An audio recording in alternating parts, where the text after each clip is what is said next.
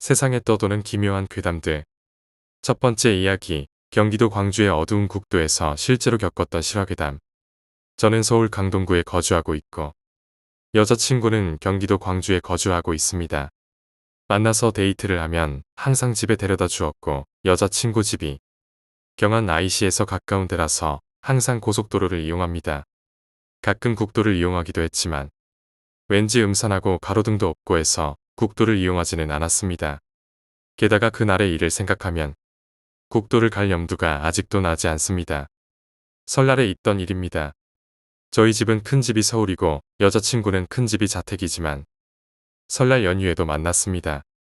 만나서 데이트를 하고 어김없이 데려다 주는 길에 고속도로 정체가 너무 심해서 집에 오는 길에는 국도를 이용해야겠다는 생각을 하게 됩니다. 돌아올 때는 이미 자정이 넘은 시각. 국도에는 차도 없고 가로등도 없었습니다. 혼자라는 적막함에 노래를 크게 틀었지만 차에서 나오는 히터조차도 차갑게 느껴집니다. 멍한 기분으로 담배를 피우고 집으로 가고 있는데 멀리서 뭔가 보이는 것이었지요. 가로등이 없어서 상향등을 켜고 멀리 이정표에 라이트를 쏘고 있었습니다. 제 눈에 보였던 것은 이정표 위에 여자가 앉아있는 모습입니다. 그 여자는 이정표 위에 앉아서 몸을 좌우로 흔들고 있었고 눈을 의심했지만 차가 가까이 가면 갈수록 확실하게 보였습니다. 이 늦은 밤에 여자 혼자 있는 게 이상하기도 했고 상향등을 끄고 등에 흐르는 식은땀을 어찌할지 모르고 있었지요. 잠시 차를 세워서 내가 잘못 본 거겠지. 그리고 그곳을 다시 쳐다보니 그 여자가 이정표에서 다리를 걸고 밑으로 휙 돌아눕는 것입니다. 그 여자는 마치 철봉에 거꾸로 매달려 있는 것처럼 긴 머리를 땅으로 풀어헤치고 팔을 대롱대롱 흔들고 있었습니다. 주변에 아무도 없었고 장시간 밤에 운전하다 보니 무서워졌습니다. 누구에게 이야기할 수도 없었고 지나가는 차도 없어서 차를 돌릴까 그냥 무시하고 갈까 여러 생각을 합니다. 고민 끝에 그냥 무시하고 가자고 생각하고 엑셀을 꾹 밟고 출발을 했지요. 이정표 근처를 지나가자 그 여자의 머리가 계속 늘어나더니 차 앞 유리를 덮었습니다. 앞에는 아무것도 보이지 않아서 비명을 지르고 속력을 올렸지만 그 순간 저는 난간에 충돌하여 정신을 잃고 맙니다. 깨어나 보니 병원이었습니다. 속력을 내면서 옆으로 충돌한 것입니다. 저는 크게 다친 곳은 없었지만 차는 폐차를 했습니다. 지금은 결혼을 해서 광주에는 자주 가지 않습니다. 그리고 가끔 처갓집에 갈 때는 언제나 고속도로를 이용하고 있습니다. 국도에서 차를 몰다가 귀신을 봤던 이야기는 많이 있습니다. 여러분들도 밤늦게 어두운 국도에서는 귀신이 있는지 없는지 잘 살피시면서 운전하시길 바랍니다. 이야기를 요약하자면 설날에 고속도로 정체로 국도를 이용한 어느 늦은 밤 이정표 위에 앉아있는 여자 귀신을 목격한 후 심한 공포를 느끼고 차량 사고로 병원에 실려가는 경험을 했습니다. 두 번째 이야기, 노래방 알바 괴담. 지금으로부터 8년 전에 대학에 입학한 그녀는 용돈을 벌고자 아르바이트를 구하려 합니다. 그리고 집에서 그리 멀지 않은 번화가의 한 노래방 입구에서 아르바이트를 구한다는 벽보를 보게 됩니다. 고민할 것도 없이 들어가자 사장님이 야간에 하는 일이기에 여자인데도 괜찮겠느냐고 물었습니다.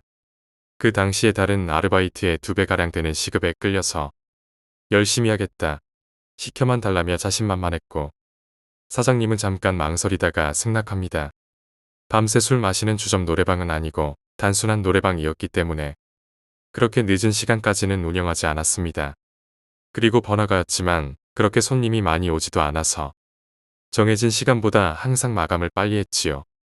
보통 밤 12시 정도에 마감을 했고 가끔 늦으면 새벽 2시 정도에 마감을 했습니다. 아르바이트를 시작한 지 4일째 되는 날이었습니다. 그날 유독 손님이 없었고 들어온 손님들은 이상하게도 30분을 채우지 못하고 나갔지만 그녀는 대수롭지 않게 여깁니다. 손님도 별로 없었기에 밤 12시쯤부터 마감을 하기 위해 홀 청소를 시작했습니다. 혼자 적적하게 청소를 하려니 심심해서 노래방 기계의 노래를 잔뜩 예약하여 틀어놓고 노래를 따라 부르며 청소를 합니다. 신나게 노래를 부르며 바닥을 닦고 있는데 갑자기 한 부분에서 음악이 멈춰서 렉 걸린 듯이 튕겼습니다. 기계가 고장 났나 싶어 모니터를 손으로 몇 번 쾅쾅 두드려 보았는데 갑자기 이유 모를 소름이 머리부터 발끝까지 돋게 됩니다. 그래서 밀대걸레도 던져놓고 노래방 카운터 옆에 있는 쪽방에 숨었습니다. 그리고 덜덜 떨고 있는데 이상한 소리가 점점 더 커지더니 소리가 쪽방 쪽으로 다가오는 느낌이 들었습니다. 도저히 안 되겠다 싶어서 소리를 지르면서 밖으로 달려나갔습니다. 그대로 사장님께 전화를 걸어 이런 일이 있어서 안에 못 들어가겠다고 말을 했습니다. 사장님은 아무 대답 없이 가만히 듣고만 계시다가 알겠다며 문은 잠그지 말고 그냥 집에 가라고 하셨지요. 그리고 당분간은 그런 일이 없었습니다만 그 일이 생긴 후에 나흘째 되던 날입니다. 어김없이 마감 시간은 다가오고 그날의 공포는 잊은 채로 혼잣말을 하며 청소를 시작했다고 합니다. 그녀가 맨 구석에 있는 가장 큰 방을 청소하러 들어갔을 때입니다. 어떤 여자분이 고개를 푹 숙인 채 만취한 듯 비틀거리며 테이블 옆에 서 있었습니다. 그녀는 오죽했으면 일행이 버리고 갔을까. 한심하다는 생각이 들어 비꼬는 듯이 저기요, 집에 안 가세요? 라고 물었습니다. 그러자 비틀비틀 거리던 그 여자가 갑자기 몸을 똑바로 우뚝 세우더니 고개를 번쩍 들었습니다.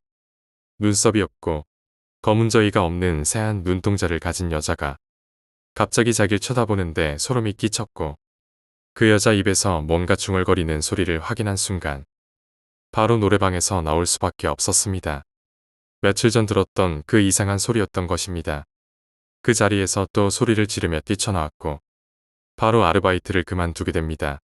그 여자가 사람인지 아닌지는 모르겠지만 그런 기괴한 손님이 있는 노래방이라면 아르바이트생이 잘 구해지지 않는 것은 당연한 것일지도 모르겠습니다. 세 번째 이야기, 하남의 창고. 27살 때였으니 10년 전 일입니다. 옷장사를 한번 해보려고 동대문 옷가게 점원으로 들어가서 일을 배울 때였지요. 작업복을 도매로 파는 곳이라서 대량 주문이 많았기에 매일 분주하게 가게와 창고를 반복하며 몇 번씩 왕복할 정도로 바빴습니다. 저희는 중국에서 물건을 몇 천 장에서 몇 만 장까지 만들어 와서 서울에 있는 창고엔 일주일치 물량만 배치해 놓는 편이었고 나머지는 하남에 위치한 창고에 보관을 해둡니다. 동대문 옷가게들은 보통 밤 7시에 개장해서 다음날 12시에 문을 닫기 때문에 물건이 조금 모자라다 생각되면 낮에 하남에 가서 미리 옮겨왔습니다. 그러던 어느 날 개시부터 주문이 엄청나게 몰려와서 12시가 되기 전에 이미 가게랑 창고에 있는 물품이 거의 동이 나버렸습니다. 장사가 잘 돼서 기분은 좋았지만 당장 팔 물건이 없으니 어쩔 수 없이 하남까지 가야 했지요. 용달차 아저씨를 부르고 하남까지 야밤에 이동을 해서 도착을 하게 됩니다. 새벽에 하남을 가는 것도 처음이었지만 용달차 아저씨도 쉬셔야 할 시간에 불러서 미안한 마음이 들었습니다. 그래서 저 혼자 창고에 들어가서 물건을 뺄 테니 아저씨는 좀 쉬시라고 하고 혼자 들어갑니다. 30분가량 열심히 리스트에 있는 물건들을 넉넉하게 빼고 나니 한겨울인데도 땀이 엄청나게 났습니다. 잠시 앉아서 조금만 쉬었다가 나가야지 생각했는데 저도 모르게 앉은 채로 잠에 빠져버립니다. 제 근처에서 느껴지는 인기척에 졸다가 갑자기 눈이 떠졌고 느낌이 싸해서 천천히 고개를 들었는데 그 순간 전 기절하고 말았습니다. 앞에서 저를 보고 있는 창백한 하얀 얼굴이 있었습니다. 그리고 나중에 정신을 차리고 나서 생각해보니 이상합니다. 보통 사람 키보다 훨씬 높은 위치에서 하얀 얼굴이 저를 쳐다보고 있었는데 몸은 마치 그림자처럼 흐릿하게 보이지 않았지요. 한참이 지났는지 용달 아저씨가 와서 절 깨우십니다. 정신을 차리고 나서 아저씨에게 얘기를 해드렸더니 아저씨도 용달차 안에서 잠시 졸고 있었다고 합니다. 저희 창고는 구멍이 송송 뚫려 있는 현무암 같은 돌바닥이라서 밟으면 와그작 소리가 크게 납니다. 용달 아저씨가 졸고 있는데 와그작 소리가 계속 나서 바로 눈을 떴다고 합니다. 제가 일을 다 마치고 나오는 줄 알았지만 조금 지나도 제가 오지 않았다는 것이었습니다. 그래서 짐을 같이 옮겨주려고 창고로 가니 돌 밟는 소리는 갑자기 사라지고 창고에는 저 혼자 기절해 있었습니다. 창고에 누군가 있는 것 같아서 찾아봤지만 저희 외에 아무도 없었지요. 그 후로 하남 창고는 새벽엔 가지 않게 됩니다. 네 번째 이야기, 여고의 괴담. 저는 강남에 있는 여고에 다녔습니다. 언젠가 쉬는 시간이었는데 갑자기 어디선가 화재 경보가 울리기 시작합니다. 다들 무슨 일인가, 이벤트인가 하고 웅성거리다가 도저히 화재 경보가 그치지 않아서 진짜인가 하고 아이들이 복도로 나오기 시작했습니다. 잠시 뒤에 아무 일도 없었다는 선생님들의 발표가 나오고 모두 실망한 채로 교실로 들어갔지요. 수업 시간이 돼서 저희는 무슨 일인가 하고 선생님께 물었습니다. 하지만 선생님은 이 일이 처음이 아니라고 하십니다. 재작년 즈음에 저희 학교에서 수능을 치고 있었고 외국어 영역 시험 시간이 되어 듣기 평가를 하고 있는데 갑자기 중간에 라디오가 몇 초 나왔다는 이야기였습니다. 사람들이 모두 크게 당황했지만 얼마 뒤에 방송은 제대로 나오기 시작했습니다. 하지만 수능이라는 시험이 국가적이고 중요한 시험인지라 이 일을 그대로 넘어갈 수는 없었지요. 그러나 그 자리에 계셔서 직접 확인하러 가보신 선생님은 방송실은 굳게 잠겨 있었고 자물쇠뿐만 아니라 비밀번호도 눌러야만 들어갈 수 있었습니다. 게다가 수능 시험을 칠 때는 그 어느 누구도 방송실에 있지 않았습니다. 모든 여고에는 괴담이 있지만 저희는 그 이야기를 듣고 소름이 쫙 돋게 됩니다. 한 가지 덧붙이자면 학생들이 모두 빠져나갔던 늦은 오후였습니다. 학교는 중학교랑 연결되어 있어서 교문을 들어오면 오른쪽이 고등학교, 왼쪽이 중학교입니다. 중학교로 들어가는 왼쪽 샛길이 있는데 그쪽으로 경비실이 있고 경비실 옆으로 작은 계단을 내려가면 매점이 있습니다. 수희 아저씨는 중학교 둘레를 한 바퀴 순찰하시다가 매점 옆 계단으로 올라오시던 길에 한 여고생이 앉아서 훌쩍거리는 걸 보시게 됩니다. 여기서 왜 울고 있냐고 말하지만 여고생이 아무 대꾸도 하지 않자 아저씨는 어쩔 줄 모르고 여고생을 지켜보고 계셨지요. 그 여고생이 잠시 뒤에 울음을 그치고 갑자기 고개를 번쩍 들어 아저씨를 쳐다봤습니다. 아저씨는 그 여고생의 뚫린 눈을 통해서 건너편 고등학교를 보실 수 있었다고 합니다. 다섯 번째 이야기, 러시아 실종 사건. 매우 흥미롭고 신기한 미스테리 실종 사건인 디아틀로프 실종 사건입니다. 1959년 러시아에 위치한 북부 우랄 산맥에서 사건이 발생합니다. 탐사대원 10명 중 9명이 모두 실종되었고 한 명은 중간에 하산해서 살았습니다. 남자 7명과 여자 2명, 총 9명이었으며 모두 베테랑 산악인들로 구성된 탐사대가 모두 살해당하거나 증발해버린 사건입니다. 미스테리 실종 사건이었던 디아틀로프 실종 사건의 개요는 이렇습니다. 1959년 1월 28일에 10명으로 구성되었던 탐사대가 러시아 우랄 산맥을 거쳐 오토르덴 산을 등반을 시작합니다. 그리고 2월 12일에 베이스 캠프인 비즈하이 마을로 복귀할 예정이었지요. 등반 당일 함께하기로 했던 대원이었던 유리 에딘이 급작스럽게 통증을 호소하게 됩니다. 결국 나머지 9명만이 최종적으로 등반을 시작한 것입니다. 등반 5일차에 심각한 수준의 폭설이 내렸고 올라가지 않고 남아있던 대원이 탐사대의 생존 확인을 위해서 무전을 합니다. 당시 탐사대장인 이고르 디아틀로프가 자신들은 임시 캠프를 두고 휴식 중이며 전원 무사하다고 응답을 했지요. 하지만 다음 날부터는 연락이 두절되어 버리고 귀환하기로 한 날이 지나도록 그들과 연락이 안 되었으며 행방을 찾을 수 없게 됩니다. 그래서 실종된 9명의 대원을 찾기 위해 수색대를 파견하고서 임시 캠프를 발견을 했습니다. 하지만 근방에서는 5명의 싸늘한 시체가 발견이 되었고 나머지 4명은 행방불명이 됐다가 2달 후에 4명의 시체를 추가로 발견했습니다. 탐사단의 흔적과 시체를 발견한 수색대는 그들의 기묘한 죽음의 의문점들을 제시합니다. 9명이 설치 후 머물렀을 것으로 추정되는 임시 캠프의 텐트 안쪽에서 급하게 찢은 것으로 확인되는 흔적을 발견했습니다. 무언가가 그들을 습격했다면 텐트는 밖에서 안으로 찢어져야 하는 게 정상입니다. 하지만 그들은 안에서 무언가에게 놀라서 황급하게 안에서 밖으로 텐트를 찢어서 도망갔습니다. 무엇 때문에 왜 텐트를 열지 않고 찢어서 도망을 갔을까요?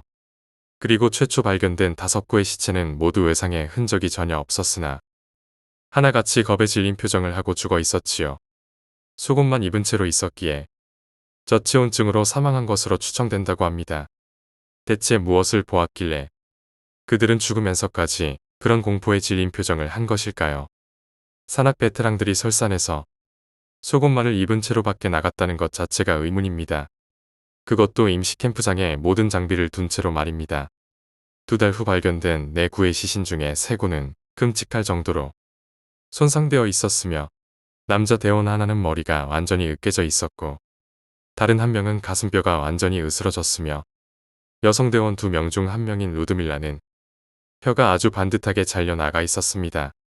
근처에는 살인에 사용된 도구는 일체 발견되지 않았습니다. 그럼 이들 시체에 나타난 손상은 누구 또는 무엇에 의해서 어떻게 만들어졌던 것일까요? 시신이 발견된 곳 주변의 모든 나무가 새까맣게 타서 재가 되어 있었습니다. 영하 30도의 우랄 산맥에서는 불을 피울 수가 없었고 불을 피운 도구조차 발견되지 않았지요. 그럼 이 흔적들의 정체는 대체 무엇일까요? 9구의 시신 모두 피부색이 오렌지색으로 착색되어 있었고 머리카락은 새하얗게 변해 있었으며 입고 있던 옷에서는 상당히 높은 방사능이 검출됩니다. 초고열을 동반한 방사능에 노출이 된 것인지 무엇인지 우랄 산맥에서 어떤 방사능이 어디서 만들어져서 그들을 덮쳤을까요? 아직까지도 이 모든 의문들을 해결할 수 있는 것은 그 무엇도 없습니다. 수사가 미궁에 빠지고 난 후 몇 가지 흥미로운 사실들이 나오게 됩니다. 임시캠프를 쳤던 이사는 맨시족이라는 주변 원주민들이 있는데 오래전부터 죽음의 사자가 떠도는 저주받은 땅으로 여겼습니다. 원주민들도 근처에는 얼씬도 하지 않았지요. 그 맨시족의 전설에 의하면 이 산은 맨시족 9명이 산의 저주를 받고 죽었다는 이야기가 전해집니다. 그들은 그것을 아리안 신령의 저주라고 말했습니다. 탐사대 실종 사건 이후에 근처에서 비행기 추락사고가 발생했고 탑승객 전원이 사망하였는데 그 사망자의 숫자도 9명이었습니다. 디아틀로프 수색대와 비행기 추락 사망자 그리고 맨시족의 이야기에 등장하는 사망자가 정확히 9명으로 일치합니다. 또 다른 흥미로운 사실은 맨시 원주민들에 따르면 붉은색 발광체가 이 산 어딘가에서 가끔 떠오르는 것을 조상 대대로 목격했습니다. 실제로 서구 코카서스 지역에서는 우랄 산맥 어딘가 지하 외계인 기지가 있는 게 아니냐라는 얘기도 있었다고 합니다.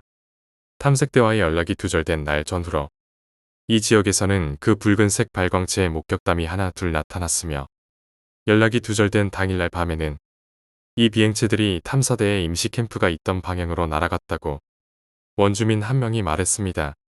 또한 수색 과정에서도 그 붉은 빛은 발견되었지요. 소비에트 정부는 미지의 강제적 힘에 의한 사망이라는 애매모호한 추정만을 내놓고서 사건은 마무리가 됩니다. 그리고 군부대를 동원하여 사건에 해당되는 그 산을 3년간 출입 금지 구역으로 정합니다. 또한 부검 결과 등의 모든 자료는 KGB의 비밀 아카이브로 이송된 후 철저하게 감춰지게 됩니다. 이것이 미스테리 실종 사건 중 가장 유명했던 디아틀로프 실종 사건입니다.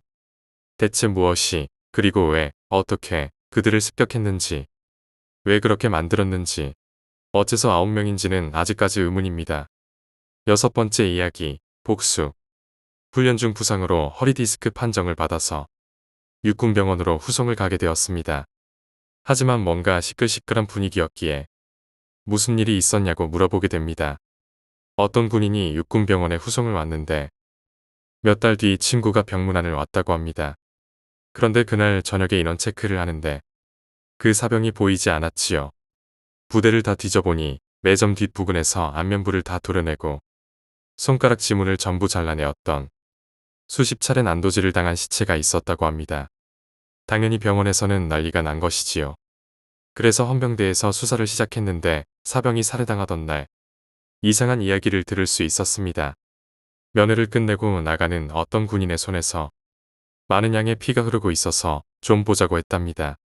근데 칼에 심하게 베인 상처가 있었기에 치료실로 보냈고 몇 번을 꼬매어 치료받게 한 다음 보내주었다는 이야기입니다. 그래서 그 군인의 신상을 파악해보니 살해당한 군인의 친구였다는 것입니다. 그 군인의 부대로 헌병을 보내어서 조사를 하게 되니 진짜로 그 군인이 살해범이었습니다. 그 친구를 죽인 이유는 평소 중학교 시절부터 고등학교 졸업 때까지 엄청나게 괴롭힘을 당합니다. 심지어 대학교 시험마저도 그 친구 때문에 볼 수 없었고 그래서 항상 복수를 꿈꾸던 어느 날이었습니다. 휴가를 나왔는데 동네 친구로부터 병원 후송 이야기를 들은 순간 복수를 실행에 옮겨야겠다고 생각했다고 합니다. 그 친구를 죽일 목적으로 칼을 준비하고 면회소 매점으로 불러내요.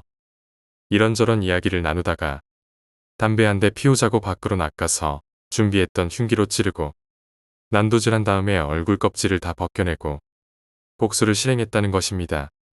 손을 베인 것은 죽지 않으려고 발버둥치는 친구를 밀쳐내다가 실수로 베었습니다. 손이 베이지 않았고 초병이 그것을 발견하지 않았다면 영원히 미해결 사건으로 남을 뻔한 사건이었습니다. 7번째 이야기, 미스테리한 지역들. 지구상에는 많은 미스테리가 있지만 존재의 이유나 건설된 방식에 대해서는 밝혀진 것이 없으며 그로 인해 여러가지 설만 난무하면서 의혹만 커져가고 있습니다. 미스테리한 사건이나 건축물을 접할 때면 그 신비로움과 궁금증에 더 많은 정보를 찾아보고 싶어집니다.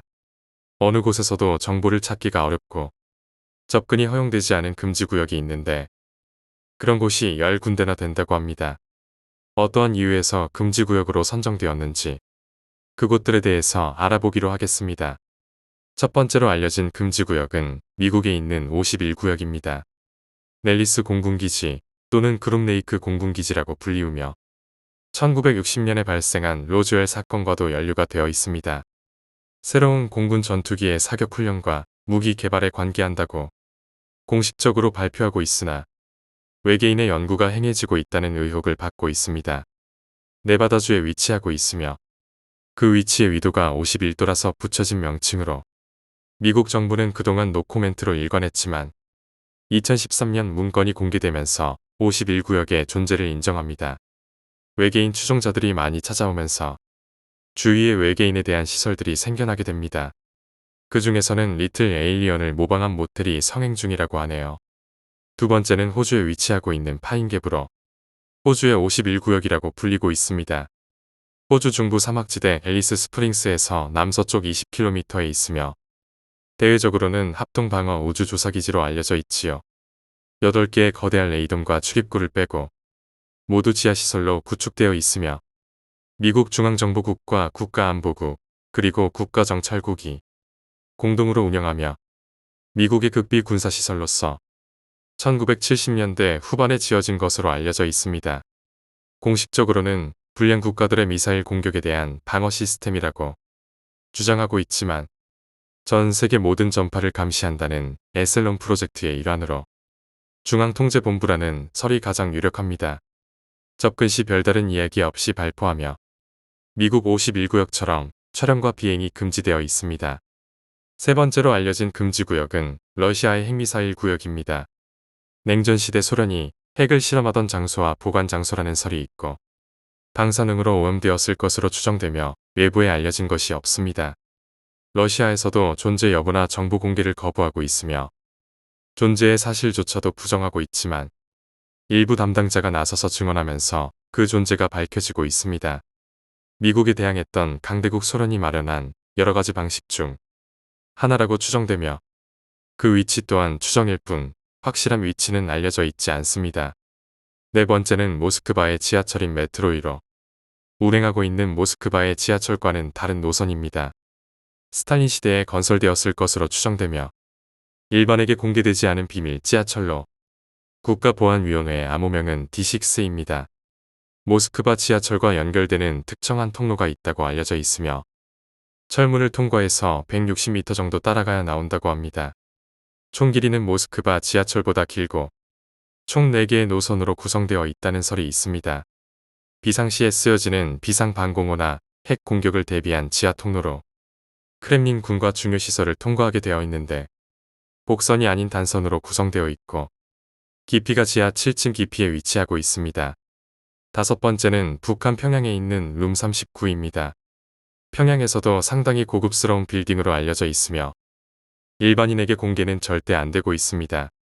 내부에서 기밀회의나 국가 간의 거래에만 이용되고 있다는 설이 있으며 북한 상류층의 비밀스러운 모임 장소로 쓰인다는 설이 있습니다. 최근 북한에서 넘어온 탈북자들의 증언에 의하면 북한 상류층의 타락한 생활이 도를 넘고 있다고 하는데 이곳도 그런 장소로 이용되고 있는 듯하네요. 국제적으로 고립되어 있는 북한에서 이런 장소가 있다는 것이 꽤 충격적이고 안타깝습니다. 여섯 번째는 영국 노스요크셔에 위치하고 있는 라프매니트 힐입니다. 미국 보안기관에 의해 관리되고 있는 시설로 1960년에 만들어졌고 1970년에 인프라가 확충되면서 본격적으로 활동하게 됩니다. 미국 국가안보국과 영국 정보국이 합동하여 근무하고 있으며 유럽 전역의 정보를 감청하고 있습니다. 냉전 시대에 러시아를 좀 더 가까이서 견제하기 위해서 만들어졌으며 현재는 다방면에서 활동하고 있지요.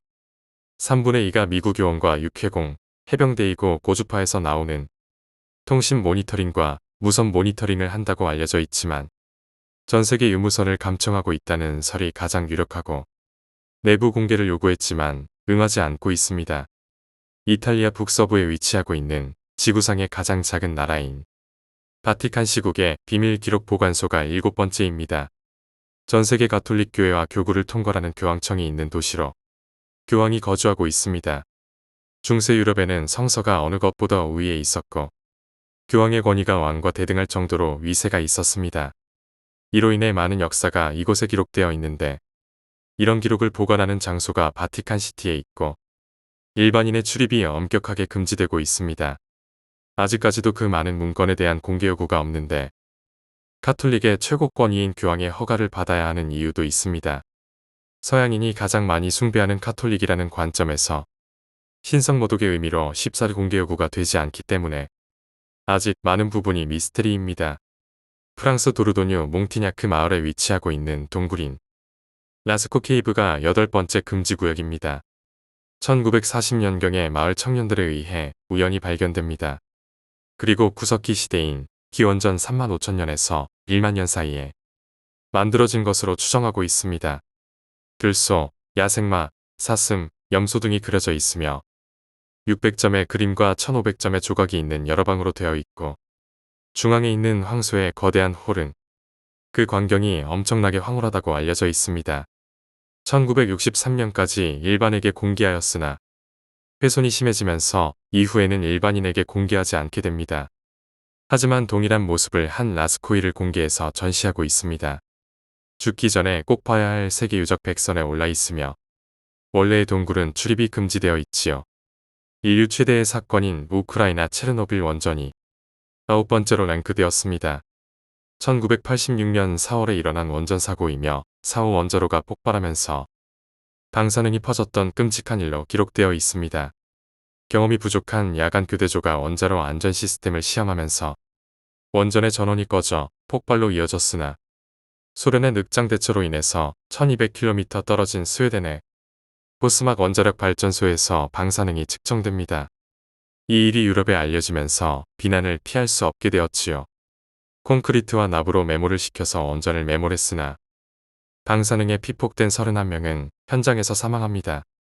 이후에는 5년 동안 7,000명이 피폭되었고 70만 명이 치료를 받았으며 지금까지도 많은 부작용을 낳고 있고 현재는 일반인 접근이 금지되어 있습니다. 일본에서 발생한 후쿠시마 지역의 원전 사고가 마지막 10번째에 올라 있습니다. 비교적 최근인 2011년 3월 11일에 일어난 원자로 폭발 사고로 일본 동북부 지방을 강타했던 대지진으로 인하여 발생했습니다. 가동 중이던 1호기부터 3호기의 전원이 멈추면서 촉발되었는데 다음날 1호기가, 14일에 3호기가, 그리고 15일에 2호기가 차례로 폭발을 일으키게 됩니다. 그리고 냉각수를 대신하여 뿌렸던 바닷물이 오염되면서 하루에 오염수 300톤이 바다로 흘러들어갔습니다. 해결 요봉이 아직 제거되지 않은 상태이고 근접한 누리나라의 방사능 유출이 우려되고 있지요. 인근 해역과 기류를 통해 중국까지 방사능이 포착되고 있으며 현재도 진행 중인 것이 가장 우려되는 점입니다. 8번째 이야기, 신내림. 방송에서 무당이나 신내림이 나올 때면 저것이 환각 상태인지 정말 빙의 상태인지 혹은 사기인지 아리송합니다. 하지만 이렇게 많은 증인이 존재하는 이야기는 들어본 적이 없습니다.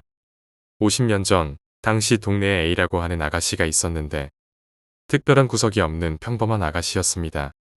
그러던 어느 날 자정을 넘긴 시각에 방에서 잠을 자던 A는 갑자기 일어나 맨발의 잠옷 차림으로 어딘가로 달려갔습니다. 그 소리에 놀랐던 A의 부모님이 깨어나서 A를 쫓아갔는데 어찌나 빨리 달려가는지 간신히 뒷모습만 따라갈 뿐이었고 전혀 따라잡을 수가 없었습니다. A가 달려가는 방향은 시내에서 멀리 떨어진 고개 위에 공동묘지였지요. 걸어 올라가기에도 꽤 가파른 그 길을 맨발로 달려서 올라갔던 A가 어느 순간 시야에서 사라지게 됩니다. A의 부모님은 달빛에 의지해 공동묘지 여기저기를 뒤지고 다니셨고 소란에 놀랐던 동네 사람들이 횃불을 들고 쫓아오셨습니다. 그리고 A를 발견했을 때는 후미진 곳에 위치한 어느 무덤 앞을 손으로 미친 듯이 파헤치고 있었습니다. A의 부모님이 달려들어서 막으려는 순간 파헤친 땅에서 한 쌍의 방울이 나왔습니다. 그것은 알록달록한 색실이 달린 방울이었고 방울을 꺼낸 A는 만족한 얼굴로 방울을 손에 쥐고서는 바로 기절을 하게 되었고 그 후에 A는 신내림을 받게 됩니다. A가 파헤친 그 무덤은 연고도 없고 이젠 사람들 기억에서 잊혀진 무당의 무덤이었습니다. 사람들은 무당에 귀신이 데려갔다고도 하고 신이 불렀다고도 합니다만 A는 무당이 되었고 상당히 영험한 능력을 갖추게 됩니다. A가 신내림을 받은 몇 달 뒤에 어떤 여자가 무서운 얼굴을 하고서는 A를 찾아왔습니다. 그 여자를 마주한 순간 A 역시 살기 어린 눈으로 상대방을 마주보았지요. 당시 곁에 있던 A의 가족은 그 여자를 일면식도 없는 사람이라 하였고 점을 보러 왔던 사람들도 흉흉한 분위기에 밀려 아무 말도 하지 못했습니다. 한참을 서로 노려보다가 A를 찾아온 여자가 입에서 거품을 흘리며 그대로 쓰러져 기절합니다. 사람들이 모두 놀라서 다가가려는데 A가 쓰러진 여자의 허리춤을 뒤지더니 빨갛고 파란 천으로 만들어진 주머니 하나를 꺼냅니다. 그 안에 들어있는 건 매우 오래된 엽전이었고 A는 아무렇지 않게 그 주머니를 자신의 허리에 찼습니다. 잠시 후 여자가 깨어났을 때는 자신이 무슨 일을 했는지 전혀 기억을 하지 못합니다. 여자의 집은 꽤 먼 곳에 있었고 자신이 왜 여기 왔는지도 모르고 있었는데 나중에 들은 얘기로는 그 여자 역시 같은 무덤에서 그 엽전을 가져갔다고 합니다. 한 명의 무당이 남긴 두 가지 물건을 두 사람이 차지하고 남은 하나를 차지해서 온전한 한 쌍을 만들기 위해 싸웠다. 어른들은 그렇게 얘기했습니다만 엽전을 빼앗긴 여자는 별 표정도 없이 집으로 돌아갔고 엽전까지 얻은 A는 그 후에 더 영험해지게 됩니다.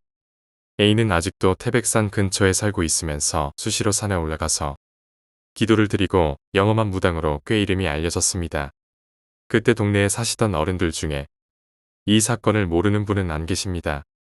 특히 당시에 횃불을 들고서 공동묘지까지 달려갔다는 몇몇 어른들은 지금도 그때를 생각하면 오싹하다고 말하시지요. 9번째 이야기, 병원을 숙박시설로 바꾸고 실제로 겪었던 실화괴담. 저희 회사는 매년 사업계획을 수립할 때 팀 단위로 아파트나 빌라를 한 달 정도 빌려서 합숙을 합니다. 재작년에는 워낙 집이 안 구해져서 이리저리 수소문 끝에 한 군데를 섭외했습니다. 그 건물은 2층은 산부인과이고 3층은 원래 산후조리원이었던 곳이었습니다. 산후조리원은 영업을 그만두고 고시원으로 변경하려던 중이었습니다. 팀장님은 썩 마음에 들지 않으셔서 다른 곳으로 가자고 하셨지만 대안이 없는 터라 결국 그곳에서 합숙을 하게 되었습니다. 구조는 긴 복도가 거실을 기점으로 좌우로 있고 그 복도에 자그마한 방이 여러 개 있습니다.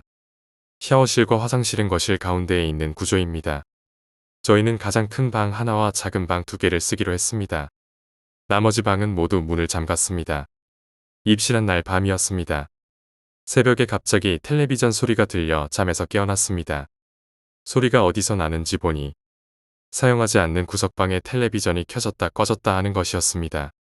알람 설정이 되어 있나 싶어 주인 아저씨에게 꺼달라고 했습니다. 하지만 그 다음 날도 계속 반복되었습니다. 며칠 지나다 보니 적응이 되었고 신경 쓰지 않고 잘 수 있게 되었습니다. 그러던 일요일 다들 집으로 쉬러 가시고 저를 포함한 2명이 남아 있었습니다. 산후조리원으로 운영되던 곳이라 내부에 찜질방이 있어서 거기서 잠깐 낮잠을 자는데 가위에 눌렸습니다.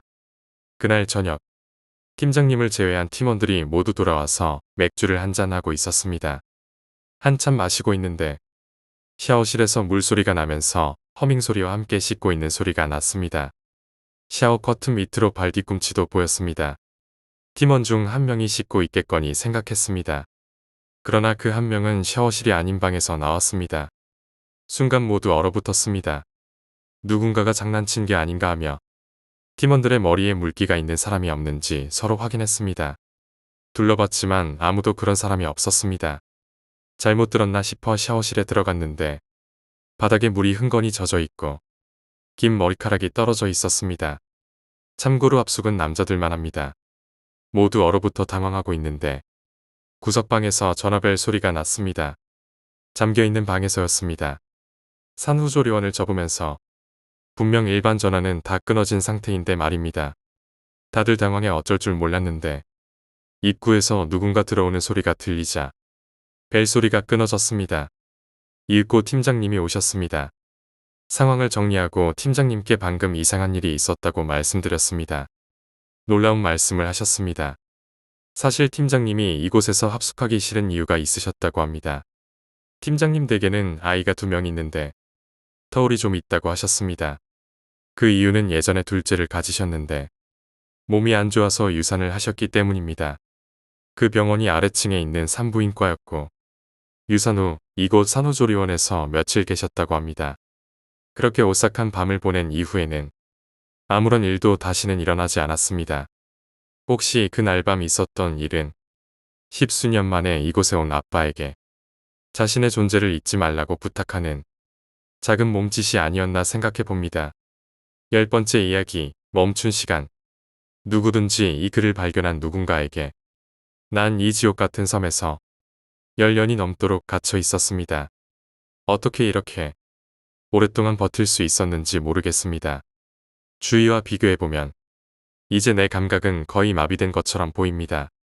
그래도 난 여전히 희망을 버리진 않았지만 난 아주 머리가 좋은 사람도 아니고 오컬트나 초자연적인 현상에 대해 제대로 알지도 못합니다.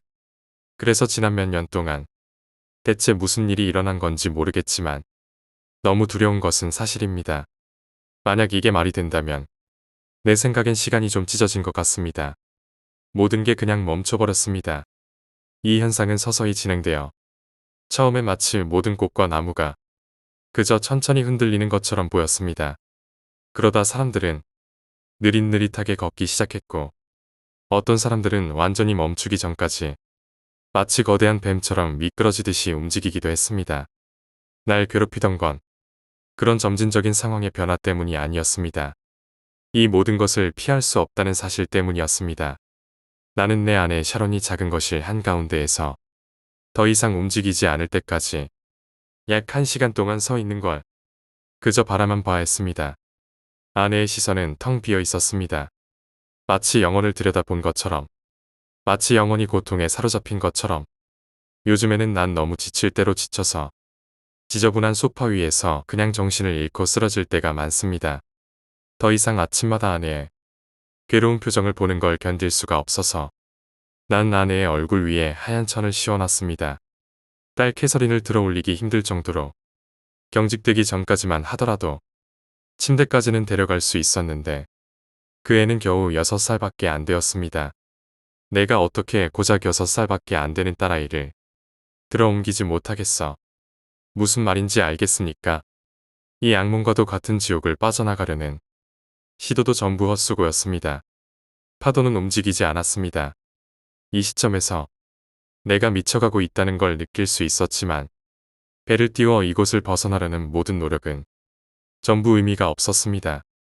배는 쓸모 없었고 유일하게 남아있던 비행기도 몇 년 전에 추락해 엄청난 재앙만 초래했을 뿐이었습니다. 전화를 해보려 해도 죄다 불통이었습니다. 마치 내가 거는 모든 전화가 바로 끊기는 것처럼 끊임없이 삐 소리만 들릴 뿐이었습니다. 이해할 수 없는 비극에서 나는 살아남은 유일한 생존자로서 지금까지 8년을 혼자 지내왔습니다. 그런데도 내가 희망을 얘기하는 건 모두들 아직 죽지 않았다고 믿고 있어서입니다. 사람들은 단지 일시적으로 멈춰 있는 거라고 그런 믿음이 있었지만 나를 괴롭힌 건 8년간의 잔혹한 나날들 뿐만 아니었습니다. 사람들은 아름답고 젊은 상태로 남아있는 동안 난 살아남기 위해 몸부림쳤고 점점 지쳐만 갔습니다. 몸은 완전히 탈진해버렸고 내 정신은 바스라졌습니다. 하지만 신이 날 잊어버리지 않았다는 사실을 알고 있었습니다. 내 발은 날이 갈수록 점점 무거워져 갔고 다리는 둔해지고 내 움직임의 통제를 잃기 시작했습니다. 샤론이 굳어버렸을 때처럼 난 눈물을 흘리고 있지 않습니다. 오히려 난 기쁨의 미소를 짓고 있습니다. 얼굴을 가린 천을 치워냈을 때 여전히 아내는 너무나도 아름다웠습니다. 드디어 낙원에 다다른 것만 같은 기분입니다. 내 몸은 이제 너무 뻣뻣해. 이제 너무 굳어져서 이 펜을 쥐는 것조차 많이 힘듭니다. 드디어 이 끊임없는 유예 속에서 내 사랑하는 가족들과 만나기 몇 초 전, 난 내 옆을 흘기 쳐다봤습니다. 내 몸이 완전히 굳는 순간 아내의 눈이 깜빡였습니다. 11번째 이야기, 맹골. 저희 큰할머님이 사시는 마을 이름에 얽힌 이야기입니다. 마을 이름은 맹골인데 예전에는 맹동이었다고 합니다. 한국전쟁 전부터 할머님이 그 마을에서 쭉 사셨습니다.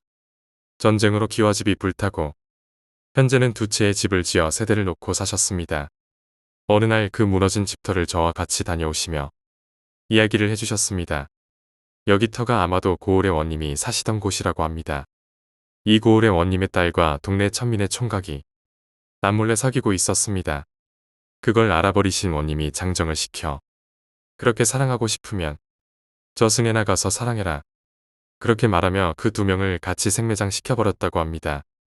그 이후 원님은 고을을 떠났고 곧 새 원님이 부임했습니다. 그 원님이 며칠 잘 자다가 밤중에 머리를 풀어헤친 남녀가 나타났습니다. 여자는 자신이 이전 원님의 딸이라고 하더니 나으리의 눈도 보아하니 채통만 찾다가 썩은 눈이 아니요. 죄송하오나 원님 나으리의 썩어 빠진 눈을 가져갑니다. 기겁한 원님이 눈을 꼭 감고 칼을 빼어 후려쳤는데 눈을 뜨니 아무것도 안 보였습니다. 눈이 멀어버린 것입니다. 그 후로 부임하는 원님마다 이런 일이 반복되었고 결국 아무도 오지 않아 폐업이 되어버렸습니다. 그 이후 이 동네 이름이 맹동, 즉 누님 없는 마을로 불리었는데 일제시대에 지금처럼 맹골이라는 이름으로 바뀌었다고 합니다. 12번째 이야기, 납치범. 어릴 적에 저에게는 스토커가 있었습니다. 부모님은 항상 저를 과부하셨습니다. 물론 전 그게 너무 싫었지만 제가 그저 어린 아이였기에 걱정하시는 것이라 생각했습니다. 그렇지만 다른 친구들은 집에서 혼자 자유를 만끽하기도 하는데 나만 항상 이런 것에 대해 여전히 화가 나 있었습니다. 3학년이 되기 전 여름, 제발 혼자서 학교에 걸어가게 해달라고 매일같이 부모님께 빌고 또 빌었습니다. 처음에 부모님은 단호하게 거절하셨습니다. 어떤 정신이 나간 납치범이 보도를 걷는 저를 채갈 게 확실하다고 말씀하셨습니다. 여름이 지나도 똑같은 궤도를 달리던 부모님의 완고함은 결국 합의점에 도달했습니다. 학교에 걸어가도 된다고 말입니다. 하지만 저보다 한 살 많은 이웃 누나와 같이 등교한다는 조건이었습니다. 전 너무나도 기뻤습니다. 자그마한 승리였으니까요. 3학년의 첫날, 전 너무 들뜬 상태로 옷을 입고 어깨에 가방을 메고 집을 나섰습니다. 이웃집 누나는 나를 데리러 왔고 곧이어 우리는 같이 학교로 향했습니다. 놀랍지 않게도 수풀에서 납치범이 튀어나오는 일은 없었습니다. 아주 강해진 것 같았습니다. 그 누구도 날 어떻게 할 수 없을 것 같았죠. 무언가 잘못되었다고 처음 느낀 건 학교가 시작하고 한 달이 지난 즈음이었습니다. 부모님의 걱정도 느슨해져 제가 학교 가기 몇 분 전에 미리 출근하시곤 하셨는데 하루는 이웃집 아주머니께서 같이 가는 누나의 몸이 안 좋다고 말씀하셨습니다. 부모님은 이미 집을 떠난 상태였고 이웃집 아주머니도 일을 하러 떠난 터라 차를 얻어 탄다는 선택지도 없었습니다. 그래서 혼자 걸어갔습니다. 그날 아침 짙은 청색 세단이 계속 근처에 서성인다는 사실을 눈치챘습니다. 학교에 도착할 때까지 주변을 7번씩이나 지나쳤기 때문입니다. 비록 어린 아이였을지라도 머릿속에선 경고음이 울리고 있었습니다. 물론 어른들에게는 말하지 않았지만 실질적으로 무슨 일이 일어난 것도 아니었고 만일 부모님께 이 사실이 알려진다면 걸어서 등교하는 권리를 가져가실 게 불 보듯 뻔했으니까요. 그리고 이러한 일들은 규칙적으로 되어가기 시작했습니다. 매일 이웃 누나와 같이 걸어가다 보면 그 청색 세단이 한두 번 즈음절 지나치곤 했습니다. 혼자 걸어갈 때면 최소 5번은 옆을 지나쳤고요. 하지만 아무런 나쁜 일도 일어나지 않았고 전 그저 이런 일들에 대해 익숙해져 갔습니다. 나중에 알고 보니 나쁜 일은 이미 일어나고 있었습니다. 그저 알아차리지 못했던 것입니다. 그 사실을 알아차린 건 어느 날 경찰이 저를 학교에서 데리고 나와 납치범에 대해 물어본 그때였습니다. 전 혼란스러웠고 경찰에게 청색 세단을 몰던 그 남자를 얘기하는 건지 물었습니다. 경찰이 그 질문에 아니라고 대답했을 때 전 더욱 큰 혼란에 빠졌습니다. 결론을 말하자면 전 모든 걸 거꾸로 생각하고 있었습니다. 납치범도 그리고 그 청색 세단도 그 수수께끼의 운전자가 사실 저를 찾기 위해 고용된 사설 탐정이라는 사실을 알았을 때 저의 세상은 뒤집혔습니다. 그리고 7년 동안 같이 살아온 사람들이 실제 부모님이 아니었다는 것을 그렇게 한번 생각해 봅시다. 그들이 내가 혼자 밖에 나가는 것을 원하지 않은 것도 당연한 것이겠죠. 13번째 이야기, 친절한 이웃. 고등학교 3학년 때의 이야기입니다. 대부분이 그러하듯 그 나이에 수능을 위해 늦게까지 학교에 남아 공부를 합니다. 그날도 전 어김없이 야간 자율 학습에 지친 몸을 이끌고 늦은 밤이 되어 집으로 돌아오는 길이었습니다. 무겁게 발걸음을 옮기며 아파트에 다다를 때쯤 등 뒤로 낯선 인기척이 느껴졌습니다. 누군가 따라오는 것 같아 돌아보면 아무도 없었습니다. 피곤해서 예민한 탓이라고 생각하며 아파트 앞까지 도착했습니다. 엘리베이터는 점검 중이었습니다. 집은 8층이었고 어쩔 수 없이 집으로 가려면 계단으로 올라갈 수밖에 없었습니다. 몇 층까지 올랐는지조차 피곤한 정신에 잊고 있을 때쯤 무언가 이상한 걸 느꼈습니다. 분명 계단을 오르는 건 저 말고는 없는 것 같은데 왠지 발걸음 소리가 엇박으로 들렸습니다. 걸음을 멈추고 계단 옆에 틈새로 아래를 봤습니다. 제가 있는 곳에서 2층 밑에 불이 켜져 있었습니다. 순간 소름이 돋아난 저는 급하게 계단을 빠져나왔습니다. 제가 나온 곳은 5층이었습니다. 집까지 올라갈 시간은 없을 것 같았습니다. 당장 앞에 있는 집 문을 쾅쾅 두들기며 살려달라고 외쳤습니다. 철컥하고 닫혀있는 현관문에서 잠금 장치가 돌아가는 소리가 들렸습니다. 그러자 계단으로부터 제 뒤를 따라오던 발소리가 급하게 되돌아가듯 멀어지는 것이 들렸습니다.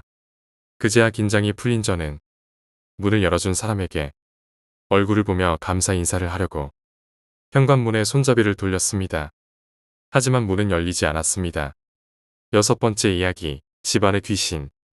저희 가족은 어머니와 저 단둘 뿐이었는데 어머니께서 출장을 가시거나 하면 며칠씩 혼자 지내곤 했습니다.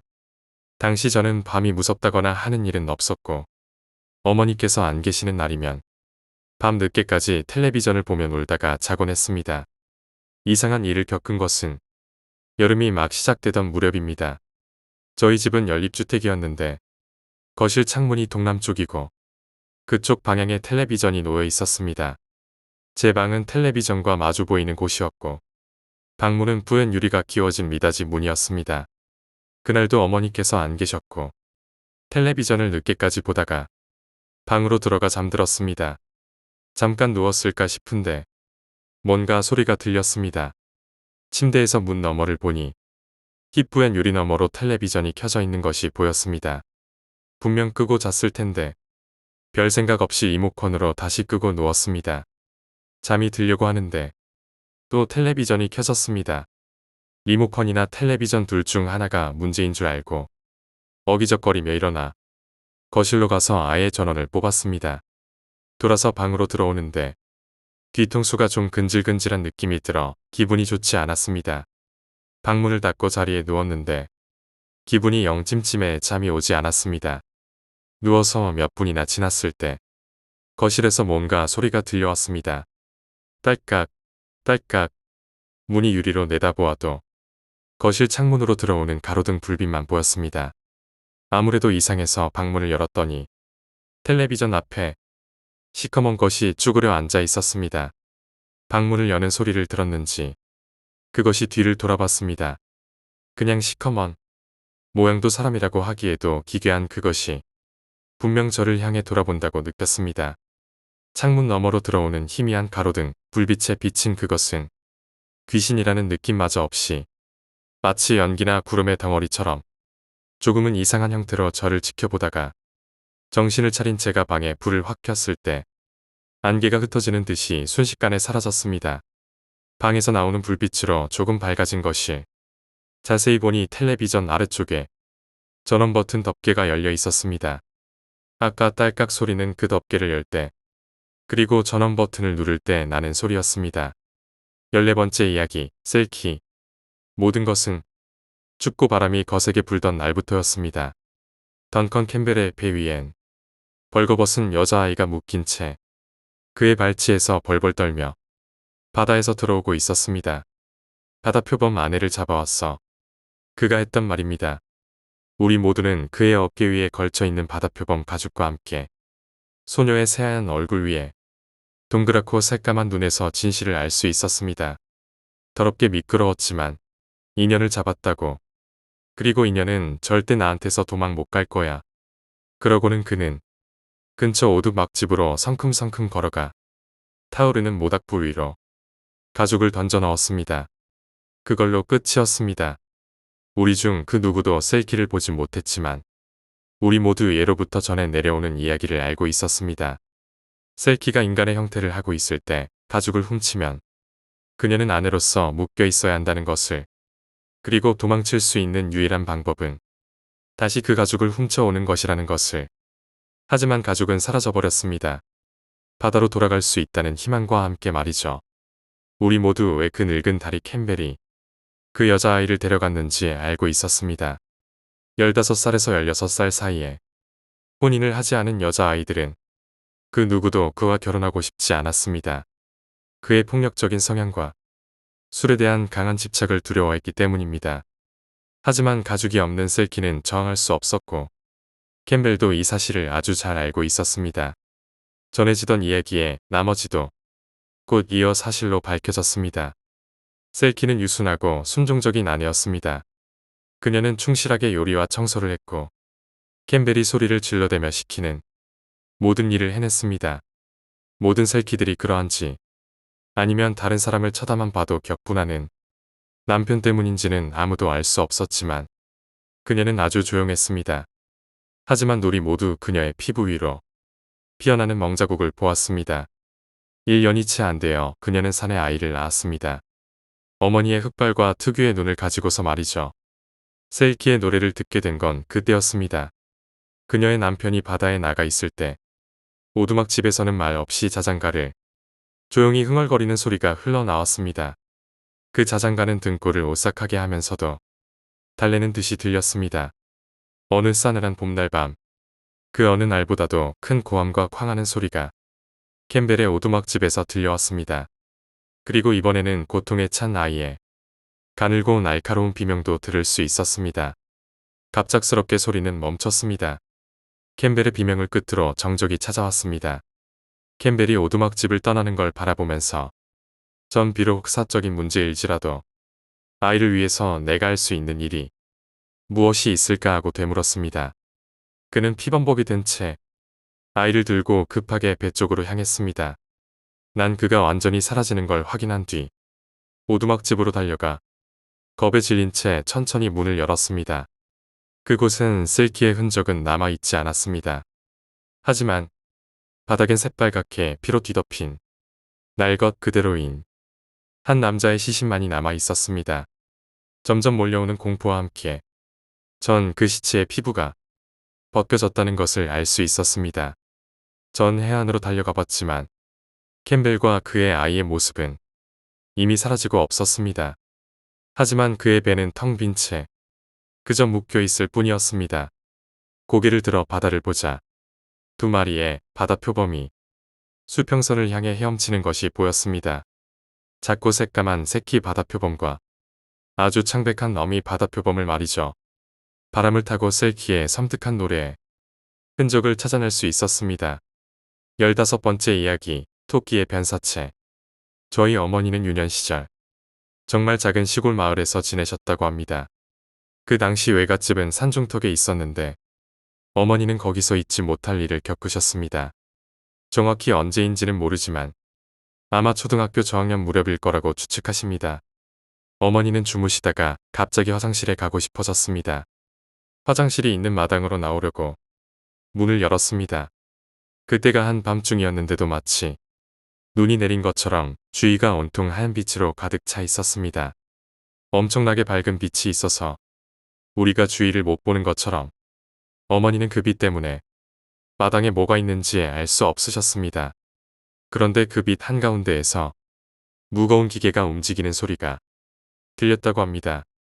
어머니는 어린 나이였지만 본능적으로 나가면 안 된다고 생각하시고 문을 닫고 다시 방으로 들어가셨습니다. 그런데 그 다음날 외가댁이 발칵 뒤집혔습니다. 그 당시에는 집집마다 토끼를 철장에 넣어 키우곤 했는데 외가댁에서 기르던 토끼들이 모조리 죽어 있던 것입니다.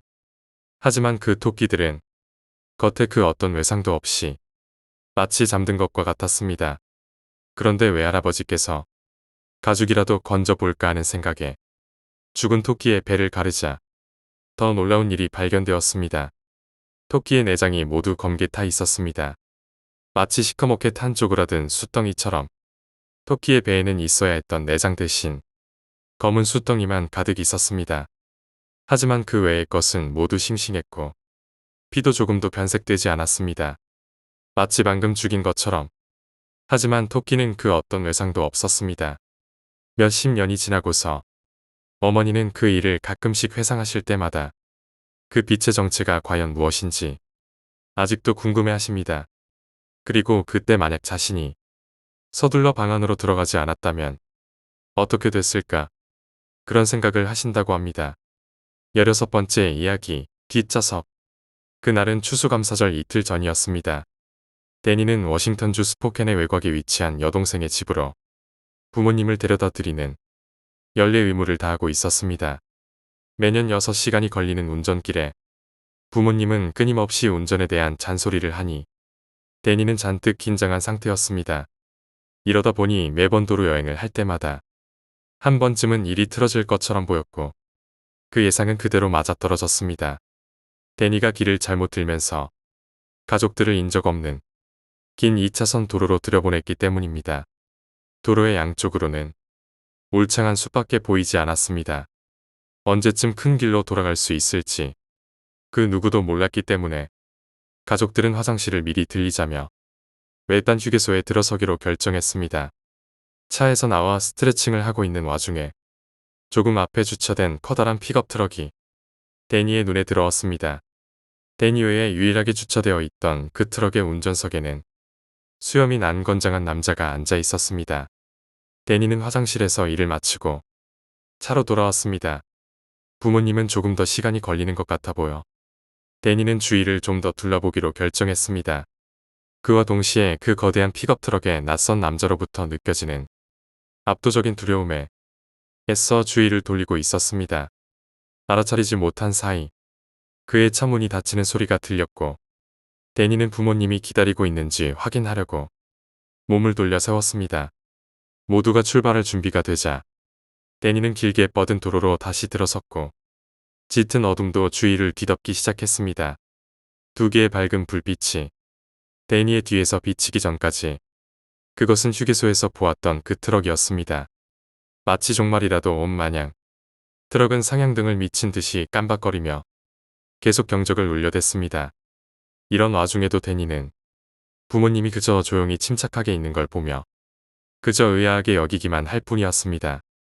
데니는 창문을 내려 추월해 가라며 손짓했지만 그 거대한 트럭은 계속해서 경적을 울려댈 뿐이었습니다. 결국 데니는 차를 갓길에 세우고 나와 그 뒤에 차를 세운 트럭 운전사를 향해 소리치기 시작했습니다. 수염이 난 그 남자는 허겁지겁 트럭에서 내려 데니를 향해 달려갔습니다. 체격이 건장한 그 남자는 숨을 헐떡이며 데니의 어깨를 붙잡고 다급한 목소리로 말했습니다. 저 차에 탄 사람들은 화장실로 들어간 사람들이 아니에요. 저 사람들이 숲속에서 나오는 걸 제가 봤다고요. 그 남자가 한 말을 채 이해하기도 전에 그의 차 문이 열리는 소리가 들렸고 곧 이어서 그들을 둘러싸고 있던 어두운 숲속을 향해 빠르게 되돌아가는 발자국 소리만이 들려왔습니다.